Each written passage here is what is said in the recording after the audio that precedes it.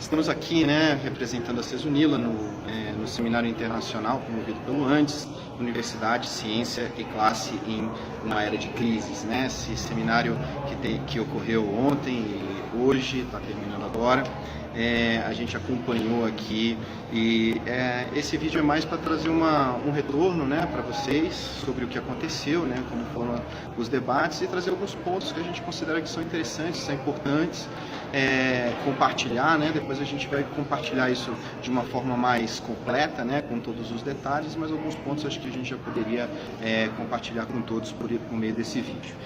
Eu acompanhei ontem, né, 4 falas, né, na verdade foram 3 no final das contas, mas eram programadas para 4, né, pelo primeiro Francesco Schettino, que é um colega italiano que veio falar um pouco sobre a questão da desigualdade da ciência, a Maria Lúcia Fattorelli, que faz parte, né, da auditoria cidadã da dívida, e o professor Ottaviano Helene, que veio falar um pouco sobre a questão do financiamento da educação pública no Brasil.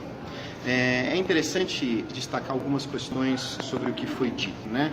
Em especial a questão da narrativa sobre o Estado brasileiro e a incapacidade do Estado brasileiro de arcar com o financiamento da educação pública no Brasil. Então isso é bastante importante a gente destacar, porque há uma narrativa comum, né, nos meios de comunicação e que de alguma forma já, por meio da capilaridade na sociedade brasileira, já se espalhou, e algumas pessoas repetem isso como uma espécie de mantra, né, de que o Estado brasileiro é gigante, de que o Estado brasileiro não tem capacidade de pagar, né, aquilo que a gente gostaria de ter como educação, como saúde, né, e os estudos a respeito disso desmentem essa narrativa.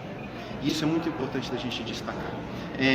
Por meio da auditoria da dívida, né, a auditoria cidadã da dívida, a gente percebe que o principal gasto do Estado brasileiro é com juros da nossa dívida externa, uma dívida que uma grande parte dela a gente já não tem mais controle da origem, que a gente não sabe mais se de fato nós deveríamos estar pagando essa dívida, e com isso surge o argumento de que a gente não tem como pagar as coisas mais importantes, que são saúde, educação e os outros serviços básicos que a gente precisa no país.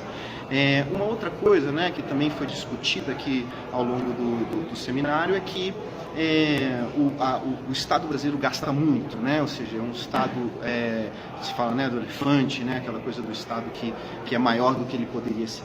Se a gente olhar comparativamente, o Estado brasileiro na América Latina, o Estado que menos gasta com educação. Ou seja, nós gastamos menos que os nossos países vizinhos, e mesmo países que têm um orçamento menor do que o nosso, né, proporcionalmente, estamos falando em valores proporcionais, e também o Estado brasileiro tem um tamanho bem menor do que aqueles estados, né, que a gente considera, ou pelo menos são considerados desenvolvidos.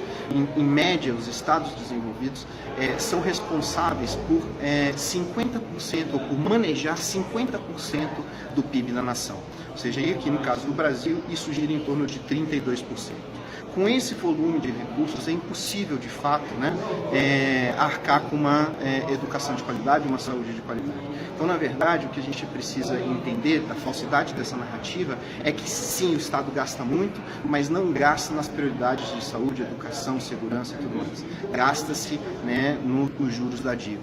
E com isso faz com que o Estado brasileiro gaste pouco. Então, naquilo que é importante. Então, com isso, acho que esse debate é um debate importante, que a Cesunila deve fazer, e a gente vai trazer esses dados para vocês com um pouquinho mais de detalhe à frente.